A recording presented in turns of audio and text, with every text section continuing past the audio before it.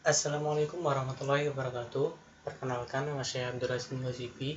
Di sini saya akan menjelaskan mengenai project web saya yang berkaitan dengan online course. Jadi di sini saya sudah membuat dua website. Yang pertama yaitu web server dan yang kedua yaitu web client. Nah, ini adalah tampilan awal dari web server saya.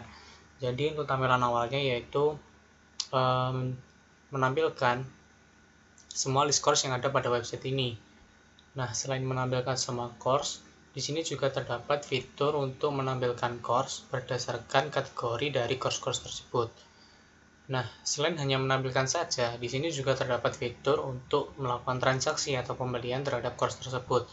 Untuk pembeliannya atau transaksi, kalian harus login terlebih dahulu untuk mengaksesnya. Jadi di sini klik saja tombol login, lalu masukkan username dan password sesuai yang sudah didaftarkan di website ini. Apabila belum mempunyai akun, maka Anda perlu daftar terlebih dahulu dengan menekan tombol ini.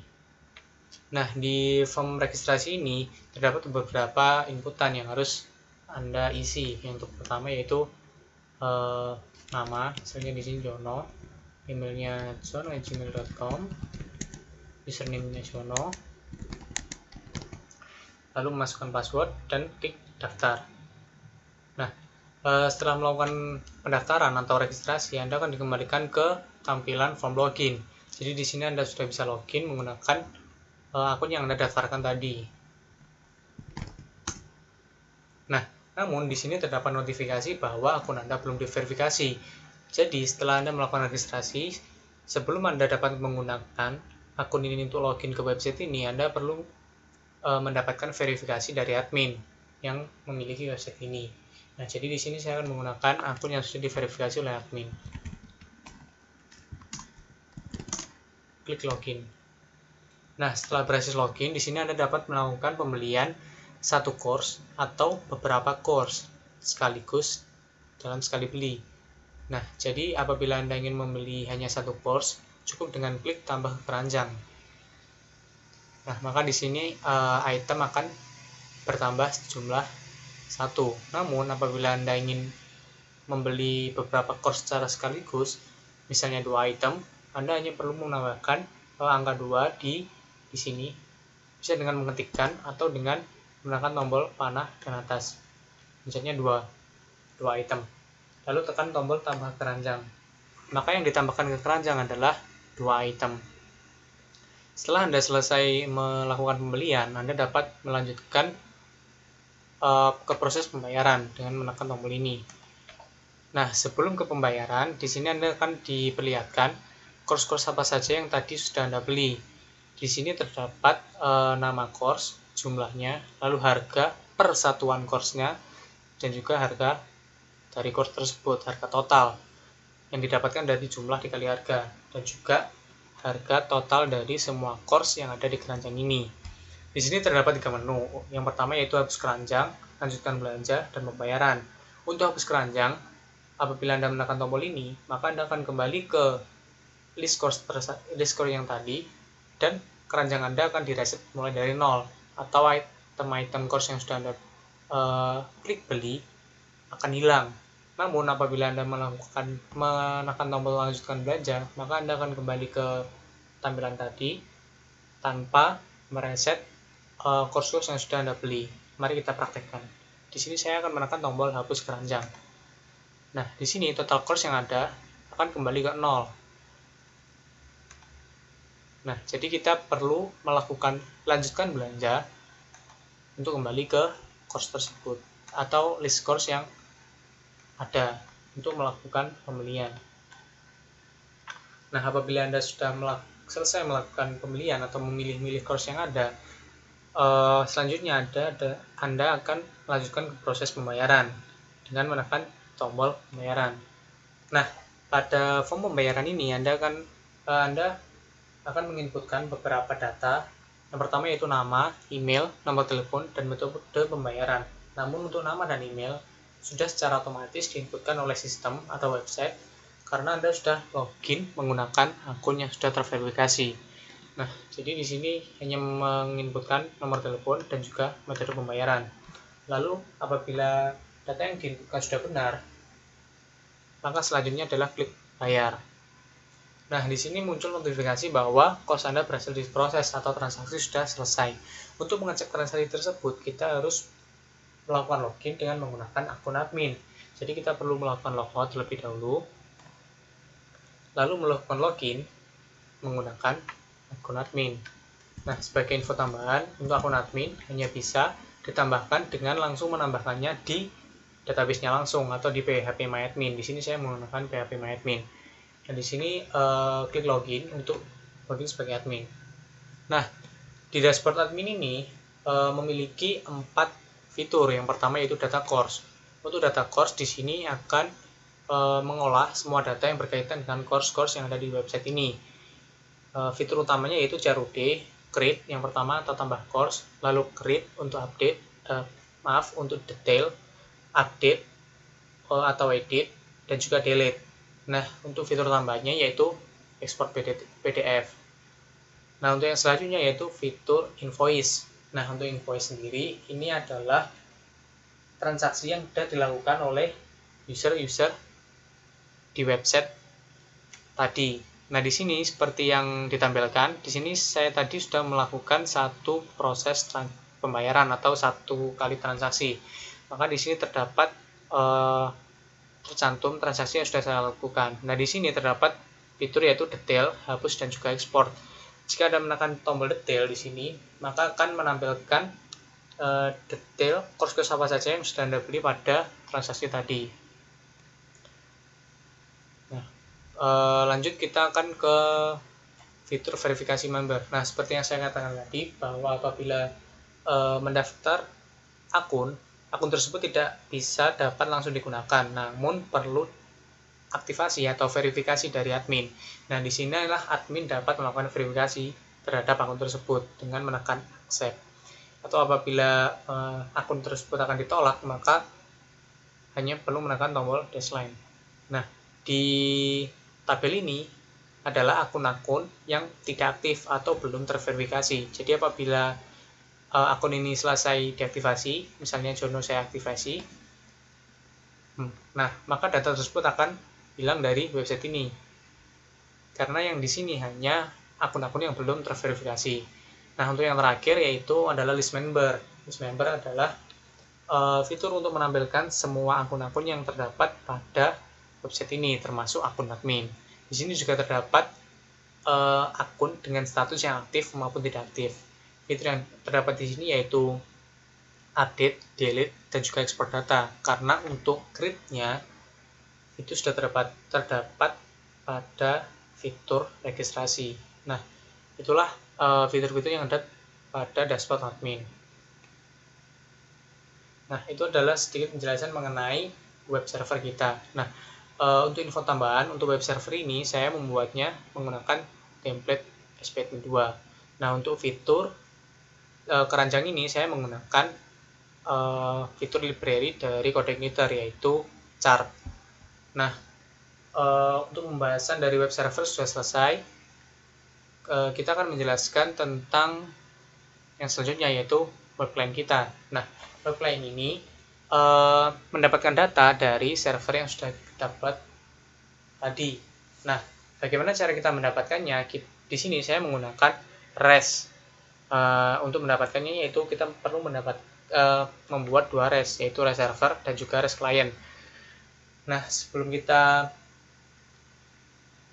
saya menjelaskan tentang web client ini, sepertinya saya akan menjelaskan tentang apa itu web servernya terlebih dahulu. Jadi di sini saya sudah membuat beberapa REST server. Nah, untuk REST server yang pertama yaitu data course. Sebelumnya info saja, untuk REST itu digunakan untuk apa? REST itu digunakan untuk menjembatani antara klien dan juga server. Nah, si klien ini tidak hanya untuk website saja, namun juga dapat dari platform lain, misalnya mobile, IoT, smart home, dan lain-lain. Nah, jadi tidak hanya digunakan pada website saja. Nah, di website kali ini saya sudah membuat beberapa endpoint. Yang pertama yaitu data course. Di sini saya membuat lengkap metodenya, yaitu ada get, atau biasanya ini digunakan untuk read atau mendapatkan data, lalu post atau bisa juga disebut create untuk menambah data, menambah atau membuat data, lalu ada put, ini untuk update atau edit, dan juga delete atau untuk menghapus. Nah, di sini untuk yang get, saya membuatnya agar bisa digunakan menjadi 3 fungsi. Apa saja 3 fungsi tersebut? Yaitu yang pertama, mendapatkan semua course-nya dengan cara tidak menambahkan parameter apapun. Nah, untuk mendapatkan course dengan ID tertentu, maka kita hanya perlu menambahkan ID, parameter ID. Dan juga apabila kita ingin mendapatkan dengan course dengan kategori tertentu, kita cukup menambahkan parameter dengan kategori sini. Nah, untuk yang selanjutnya, untuk index post, di sini akan menerima beberapa parameter yang nantinya akan dimasukkan ke dalam array, lalu akan ditambahkan ke database yang ada. Apabila data berhasil ditambahkan, maka akan memunculkan pesan data created. Namun apabila gagal, akan memunculkan pesan failed. Untuk yang selanjutnya yaitu put atau edit. Di sini hampir sama dengan post.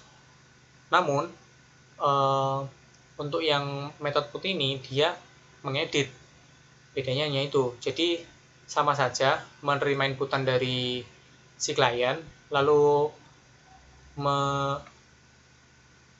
menambahkannya di dalam array, lalu dari array tersebut kita akan melakukan update menggunakan update data pada tabel course dengan ID yang sudah ditentukan atau dengan data mana yang akan diedit. Nah, apabila update berhasil maka akan memunculkan data course has been update. Apabila gagal maka akan memunculkan failed to update new data. Nah, untuk delete ini juga digunakan untuk menghapus data course. Di sini hanya dibutuhkan satu parameter yaitu ID saja. Jadi dari ID ini nanti akan dilakukan hapus data. Apabila hapus data berhasil, maka akan memunculkan message delete. Namun apabila gagal, akan memunculkan ID not found atau ID tidak ditemukan.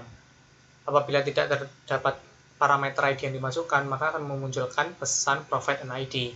Nah, inilah penjelasan singkat tentang beberapa metode dalam REST. Apa sih perbedaan antara metode tersebut? Salah satu perbedaan yang mencolok adalah saat kita ingin mendapatkan parameter dari si REST tersebut. Apabila kita lihat di metode index, yang digunakan adalah get. Di sini juga get. Nah, namun apabila kita di metode post, maka kita akan menggunakan post juga. Nah, inilah yang membedakan antara get, post, put, dan juga delete. Di sini apabila metode put, di sini juga menggunakan put. Begitu juga dengan delete. Nah, itulah beberapa metode yang ada di endpoint data course. Untuk yang selanjutnya, saya akan menjelaskan tentang auth. Nah, auth ini atau autentikasi ini saya gunakan untuk proses login dan juga register. Untuk yang pertama di metode get-nya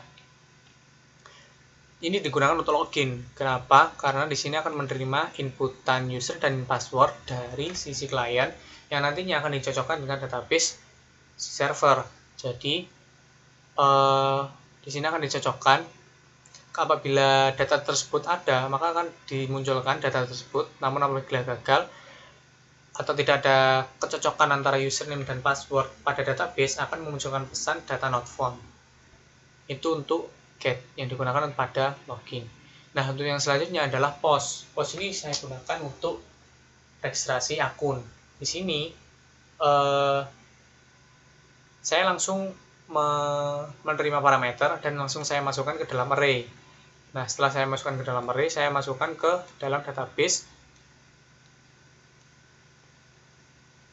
menggunakan auth model dengan memanggil function registrasi. Apabila data berhasil ditambahkan, akan memunculkan message new user has been created, dan apabila gagal akan memunculkan pesan failed to create new user. Nah, untuk yang terakhir yaitu index put atau edit. Di sini saya gunakan untuk saat aktivasi akun. Nah, di aktivasi akun ini berbeda dengan aktivasi akun di web server. di web client nanti untuk aktivasi akun menggunakan email. Jadi di sini saya membutuhkan email untuk mengubah status dari akun tersebut yang awalnya tidak aktif menjadi aktif. Lalu untuk next endpoint-nya yaitu untuk invoice dan juga pesanan. Nah, untuk invoice dan juga pesanan ini saya gunakan untuk saat transaksi. Jadi saat transaksi itu untuk pos, setelah transaksi berhasil dilakukan, maka ID, tanggal pesan, batas bayar, dan metode dari transaksi tersebut akan saya jadikan parameter dan saya terima, lalu saya masukkan ke tabel invoice. Apabila berhasil memasukkan data, akan memunculkan pesan sukses, dan apabila gagal akan memunculkan pesan failed. Nah, di sini saya selain menggunakan metode post, saya juga menggunakan metode get.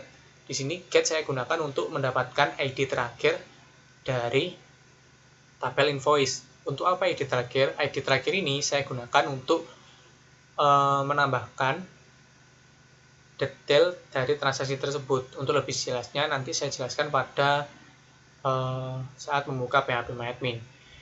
Kita lanjut ke endpoint yang terakhir yaitu di pesanan. Nah, di pesanan ini hanya terdapat satu metode saja yaitu index post. Di sini terdapat ID invoice. Nah, ID invoice ini didapat dari metode get ini. Jadi setiap transaksi nanti itu kan terdapat beberapa course-course yang dibeli. Nah, jadi dalam satu transaksi, dalam satu ID invoice terdapat beberapa ID course dan jumlah course yang akan dibeli. Nah, ini nanti akan dimasukkan ke dalam tabel pesanan. Apabila menambahkan ke tabelnya berhasil, maka akan memunculkan pesan sukses, dan apabila gagal akan memunculkan pesan failed. Nah, itulah beberapa endpoint dari web server yang saya gunakan. Nah, tak lengkap rasanya apabila kita menggunakan REST server, tapi kita tidak mencobanya di Postman. Untuk yang selanjutnya kita akan mencoba di Postman kita. Nah, di Postman ini untuk yang pertama seperti yang saya sudah jelaskan tadi, kita akan mencoba untuk endpoint data course. Nah, di endpoint data course ini terdapat 3 fungsi. Apabila kita tidak menginputkan parameter sama sekali, apabila kita melakukan send, maka yang dikembalikan adalah semua data course yang ada pada website ini atau yang ada pada database website ini. Nah, apabila kita menginputkan parameter kategori, misalnya programming, maka yang dikembalikan atau resultnya adalah course-course apa saja yang sesuai dengan parameter kategori yang sudah diinputkan. Nah, di sini tidak semua course ditampilkan. Yang ditampilkan hanya yang memiliki kategori programming sesuai parameter yang diinputkan. Nah, untuk yang terakhir yaitu menggunakan parameter ID. Di sini hanya akan menampilkan course dengan ID sesuai parameter, dan di sini pasti satu saja course yang akan ditampilkan karena ID di sini adalah primary key, jadi tidak ada double data atau data yang memiliki atau course yang memiliki ID yang sama. Jadi di sini akan mengembalikan data course dengan ID sesuai parameter. Nah, itulah endpoint dari data course. Untuk yang selanjutnya, untuk get, untuk parameter, kita menuliskannya di bagian params. Untuk yang selanjutnya kita pindah ke endpoint yang selanjutnya, yaitu endpoint authentication. Untuk endpoint authentication terdapat 3, ada get, ada post, dan juga ada put. Untuk yang get ini seperti yang sudah saya katakan, digunakan untuk login. Jadi kita membutuhkan 2 parameter, yaitu username dan password. Nah, di sini apabila kita tidak menginputkan username atau password, maka akan memunculkan pesan error. Saya contohkan. Nah, di sini data not found. Kenapa? Karena tidak ada yang dicocokkan dengan yang di database, jadi kita butuh yang namanya parameter. Nah, apabila di sini kita menginputkan parameter, di sini saya menggunakan akun saya, username dan password dari akun saya. Jadi kita send. Nah, di sini akan mengembalikan data yang sesuai dengan username dan password dari akun tersebut. Di sini jadi akan mengembalikan akun saya karena akun saya menggunakan username dan password ini. Itulah endpoint authentication menggunakan metode get. Untuk yang selanjutnya sama, menggunakan endpoint out, tapi kita menggunakan metode post. Nah, metode post ini digunakan untuk melakukan create atau menambahkan data. Jadi di sini saya menggunakan untuk register user atau register akun. Nah, di sini apabila kita ingin menggunakan metode post, kita harus menggunakan body untuk menambahkan parameternya. Jangan menggunakan params karena nanti akan error. Apabila kita coba, misalnya kita coba ini ya, menambahkan parameter di params. Kita klik send. Nah, terdapat error nih. Kita preview coba. Nah, kolom nama cannot be null. Nah, di sini semua datanya itu null. Kenapa null? Karena dia tidak dapat menerima parameter dari yang dituliskan di sini.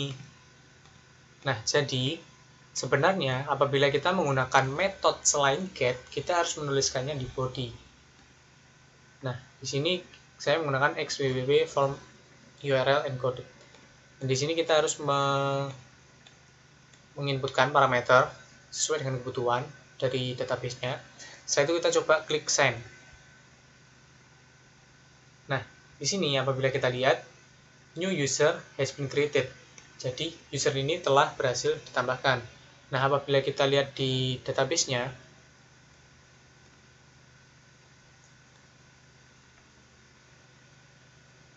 nah di sini akun dengan nama Joni sudah terdaftar di phpMyAdmin, namun masih dalam keadaan tidak aktif, dalam status tidak aktif. Nah, kenapa harus di body dan ini post? Apabila kita lihat waktu kita menggunakan post di autentikasinya, nah post ini menggunakan ini this post nama. Jadi disinilah nanti kita akan menerima inputan-inputan dari si web lainnya nanti yang akan menginputkan parameternya.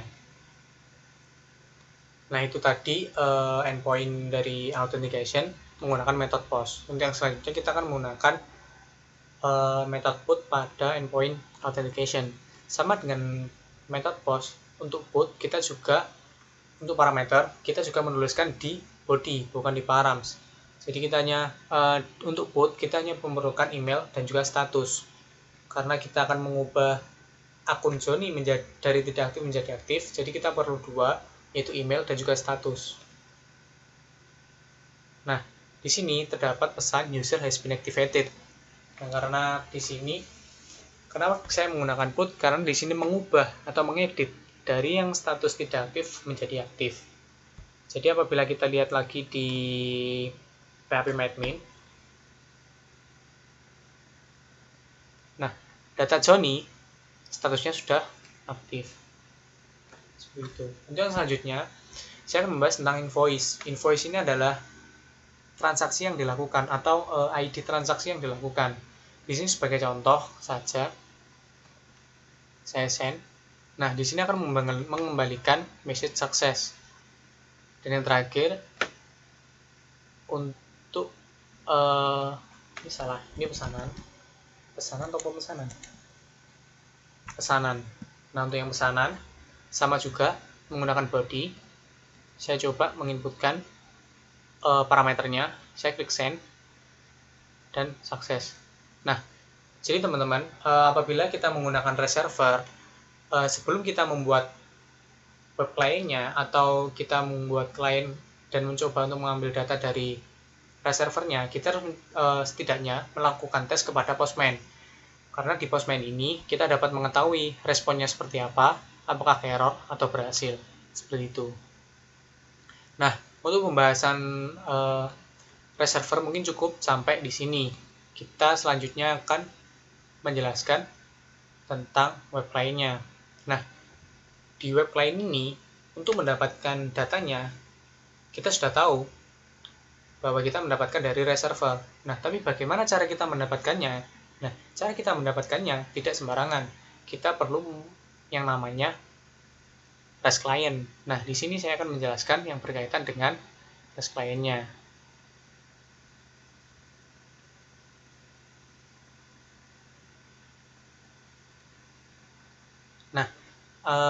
apabila kita menjelaskan dengan REST client ini terdapat di model.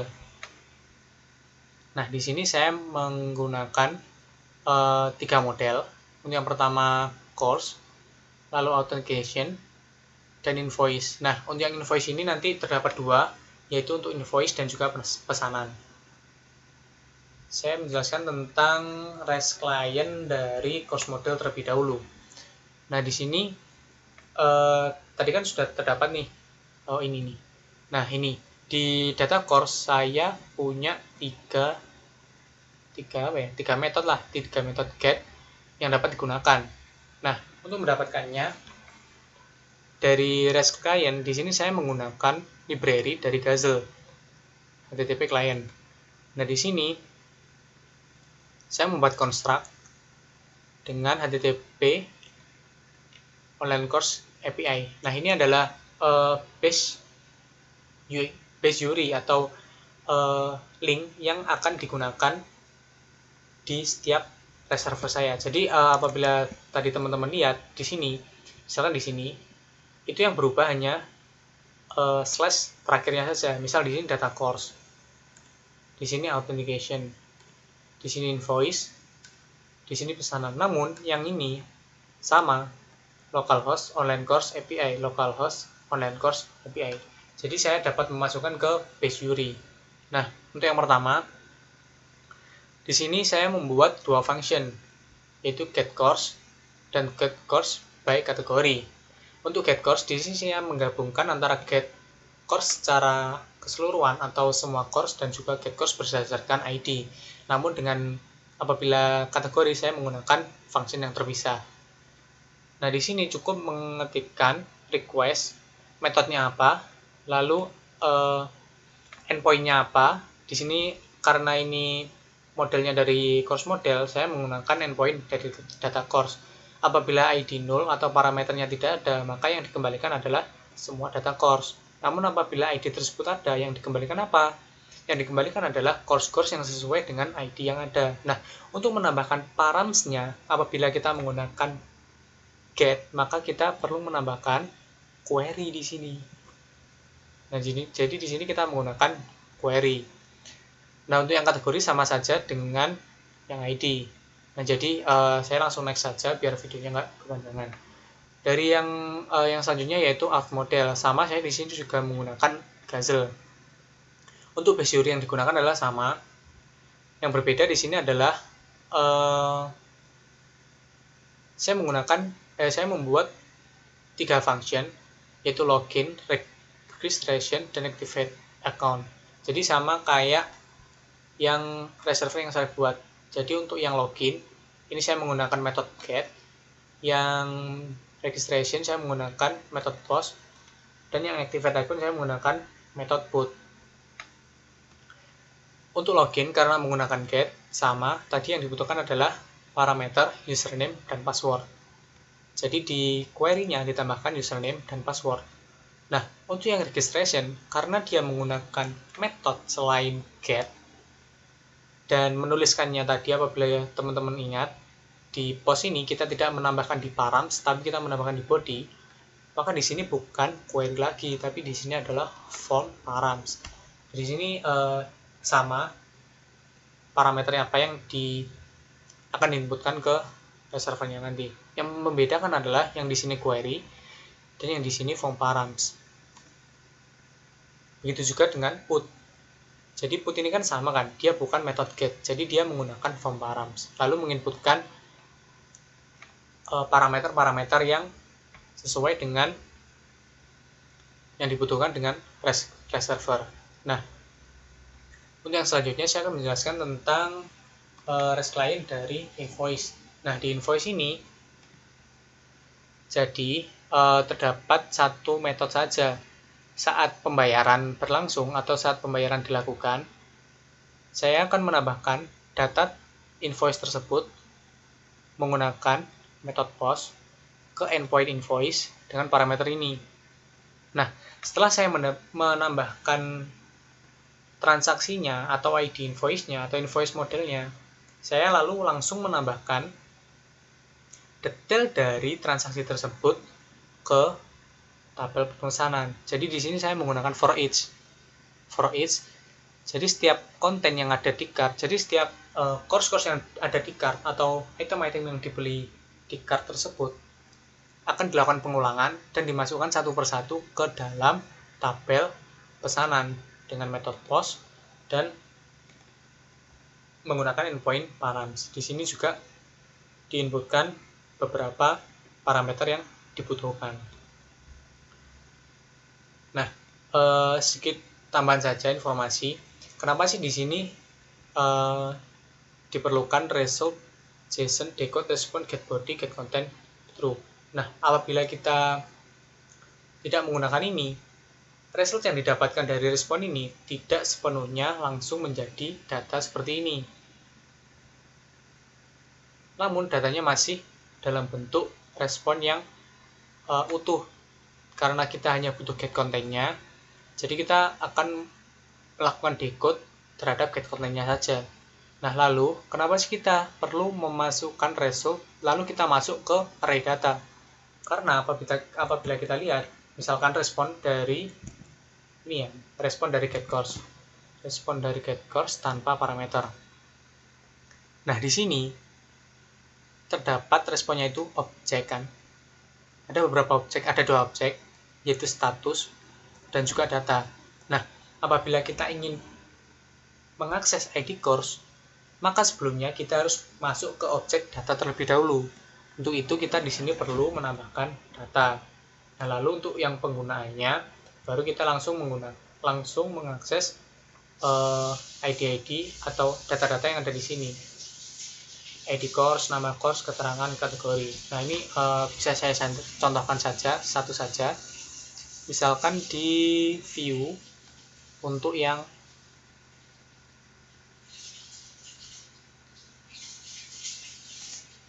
welcome message. Nah, di sini ini adalah view dari welcome message atau tampilan utamanya. Nah, di sini apabila kita lihat di controllernya di welcome, ini saya mengambil data course dari get course. Berarti saya melakukan request kepada reserver untuk mendapatkan semua data course. Nah, setelah saya mendapatkan datanya, saya akan kirimkan ke tampilan welcome message. Nah, di welcome message ini saya akan melakukan pengulangan 3 kali karena di sini saya akan menampilkan hanya 3 course saja, yaitu course yang favorit. Nah, di sini untuk mengaksesnya, setelah kita masuk ke course-nya, nah ini misalnya kategori. Nah, di sini berarti setelah kita masuk ke data tadi, kita akan masuk ke kategori.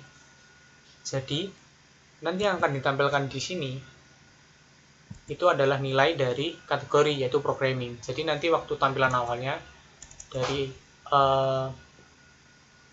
welcome webnya adalah seperti ini.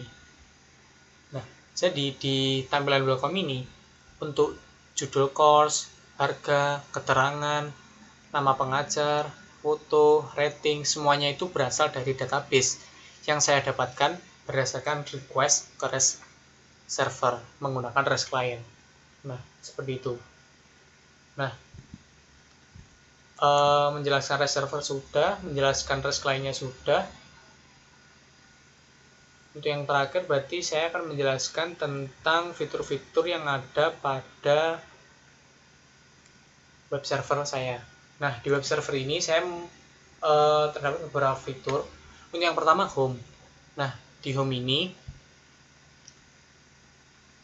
yang saya tampilkan adalah course spesial atau beberapa course saja. Di sini saya mencontohkan 3 course saja.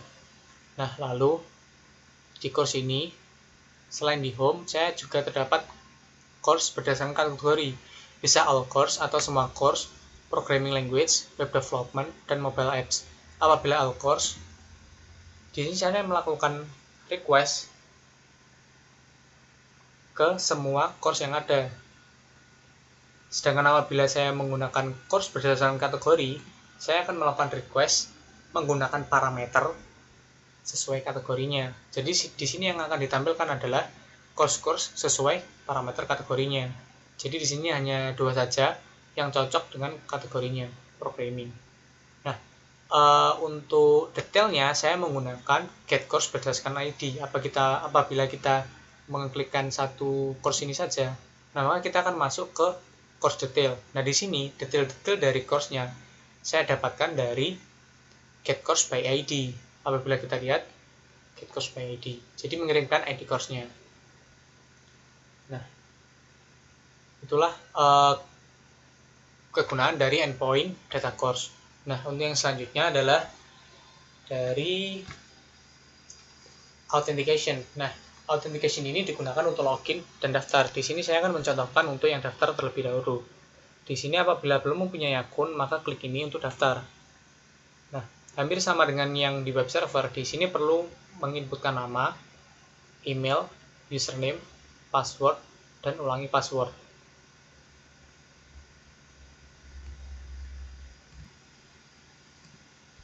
Nah, di sini kita perlu mengisikan beberapa data, yaitu nama, misalnya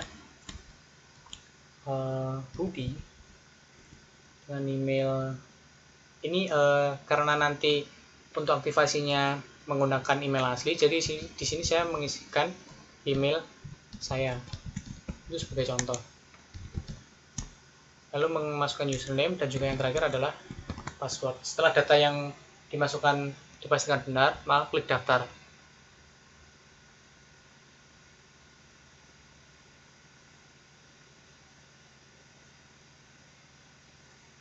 Di sini cukup menunggu waktu lama karena menunggu proses dari mengirimkan email. Nah, di sini langsung kita dibawa ke form login. Apabila saya mengecek email saya,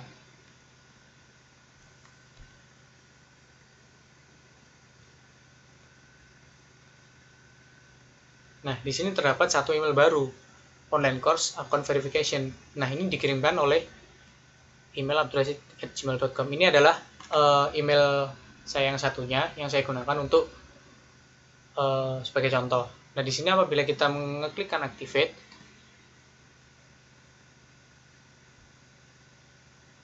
nah maka akun yang tadinya tidak aktif sekarang menjadi aktif dan dapat digunakan untuk login.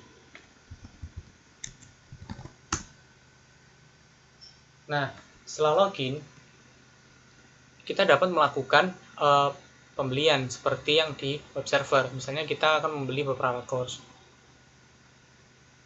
Namun di sini perbedaannya, kita tidak dapat membeli dengan jumlah beberapa item. Di sini kita harus membukanya, melihat detail dari course tersebut, lalu melakukan enroll atau tambah keranjang. Nah, misalnya kita di sini membeli satu course saja. Nah, di sini fitur-fiturnya hampir sama dengan web server. Hapus keranjang, lanjutkan belanja dan pembayaran. Kita langsung saja ke pembayaran. Di sini juga hampir sama, memasukkan nomor telepon dan juga metode pembayaran, lalu klik bayar.